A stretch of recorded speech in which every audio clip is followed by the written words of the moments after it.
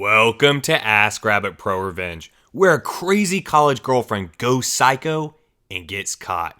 I have an awesome story for you today. Let's jump into it. This post is titled, Fairly Aggressive Girlfriend Stole from My Bank Account, so I sent her academic career into a nosedive. I'm a senior at a large state university. This happened in the first semester of my freshman year. I was selected for an honors-type program that placed me in a co-ed dorm building with every other student in the program.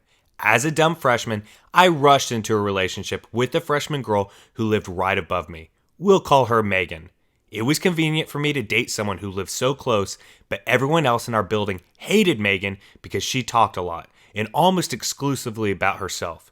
She bragged often about being a fairly aggressive person, but somehow I overlooked that mile-wide red flag. Right after Thanksgiving break, at the end of an evening class, I got a call from my mom, who noticed some unusual activity on my checking account. Back then, I had no credit card, so this account and debit card was my only access to savings while I lived on campus. I rarely needed to buy anything during the semester, so I was puzzled to find that $104.29 had left my bank account over 2 weeks, in the form of 6 Grubhub food orders. At this point, I trusted Megan, but I decided to ask her about the money right away. She denied any involvement and suggested that I cancel my debit card. After a really long phone call with the bank, I did just that. Next, I reached out to Grubhub customer service on Twitter. Hey, my card was stolen and used for food orders on these dates. Can I have the receipts? They sent me the first and last receipts, but they had to redact the personal info on the account holder. I say redact in quotes because they just used the Snapchat draw tool and Megan's name was still clearly visible on both receipts. What's more, the most recent receipt was only 2 hours old. She was probably still eating when I chopped up my debit card. It's worth noting that she and I both had unlimited dining plans, paid for by our respective parents, and we lived 500 feet from the nearest dining hall. She didn't need to order food, and she definitely didn't need my money to do it. So I texted her again. I have the receipts from Grubhub. Are you sure you didn't make those orders? Her reply? F you for suspecting me.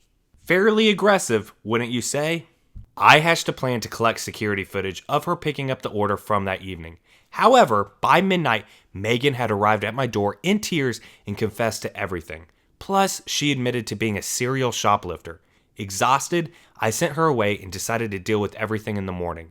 By the next day, everyone in our building seemed to know what was going on. Probably because Megan had already begun broadcasting her version of the story. I sent Megan a breakup text and decided that the $104 was a loss. At least I escaped unscathed, right? Well, less than 2 days later, she entered my room when I wasn't looking. I was sitting at my desk when I noticed her standing silently behind me. She said, "Give me my stuff. Where's my stuff?" I said, "What stuff?" "You know." I did not know. She tore through the room, looking for something that she refused to identify. Just as quickly as she came, she was gone, and I locked the door because obviously this wasn't over yet. Within a minute, she was back. She stood outside my door, knocking and demanding I let her back inside. The knocking quickly got more violent. She started shouting, "I know you're effing in there," and "Open the effing door." Mind that we lived in this building with students in our program who all knew each other, and all of them could hear her. Pretty quickly, Megan was rattling the handle of my door. Next, she began throwing herself at it, shoulder first, trying to break it down. I lived next door to my RA, but judging by the lack of any intervention, he was elsewhere. So I whipped out my phone and texted him to send backup. Meanwhile, I saw my heavy wooden door bending and buckling. I even heard it crack a bit. My RA was on duty in another building, so he sent 3 of his colleagues to de-escalate the situation. They brought Megan downstairs, where she revealed that the stuff she wanted was just the t-shirt and the keychain she gave me for my birthday. Whatever, I let her have those. I still just wanted this to be over. However, once I shared my story with the resident life staff, they filed university paperwork to place a no-contact order between me and Megan. They also recommended I contact the campus police, who then told me I should get my stolen money back in small claims court. I couldn't even get there without a car or money to pay for an Uber. Sorry, Judge Judy.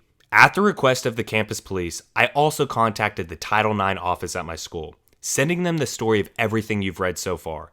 They were interested, to say the least, although I didn't want any trouble. I just wanted a clean breakup and a fresh start, but a Title IX representative informed me that they were bringing 3 misconduct charges against Megan: theft, threatening violent behavior, and inciting an intervention by university staff. The representative asked me to serve as a witness in Megan's disciplinary hearing the next semester.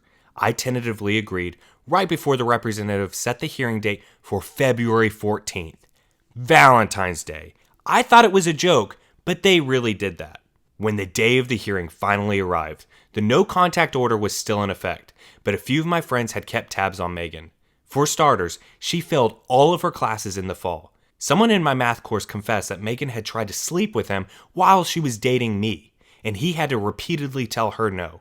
Even worse, Megan kept telling a twisted version of the whole story to try and turn my friends against me. So when I found out that she had a new boyfriend, it felt good to know that the V-Day disciplinary hearing ruined whatever evening plans they might have made.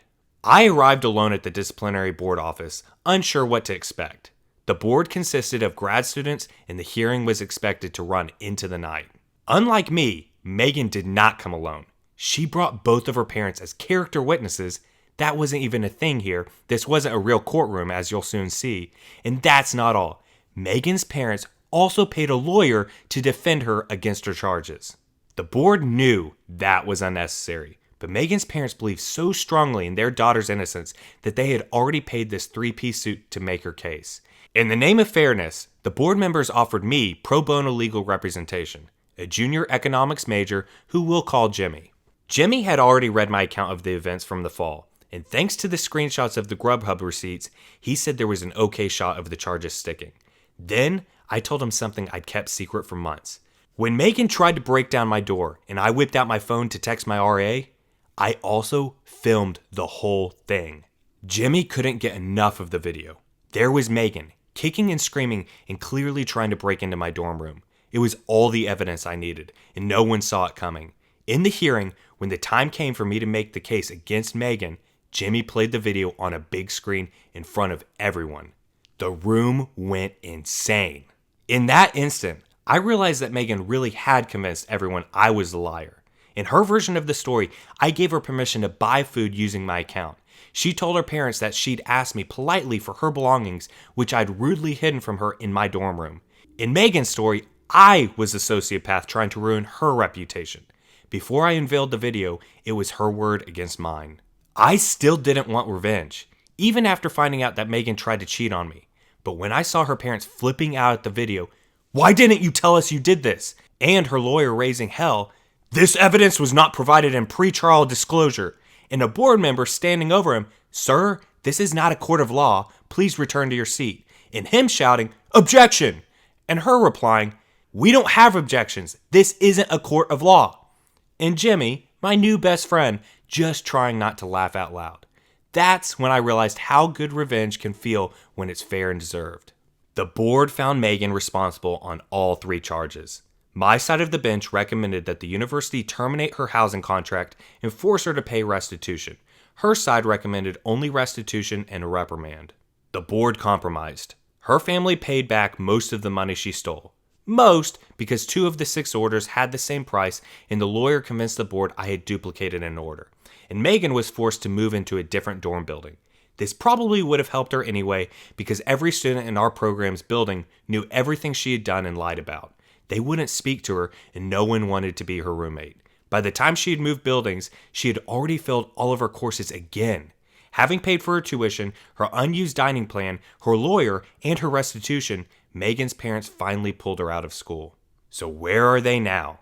Last I heard, Megan returned as a part-time student, but I never saw her again because the new contact order still stands.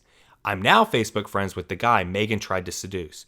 Oh, and Jimmy and I connected on LinkedIn. As for me, well, I no longer date fairly aggressive people. Alright, that's going to wrap up today's ProRevenge video. I hope you guys enjoyed that story. If you did, please drop a comment down below letting me know what you thought of the story. Hit that like button, it really does help the video out. And make sure to hit subscribe so you never miss any future content. I hope you all have a great rest of your day, and I'll see you guys next time.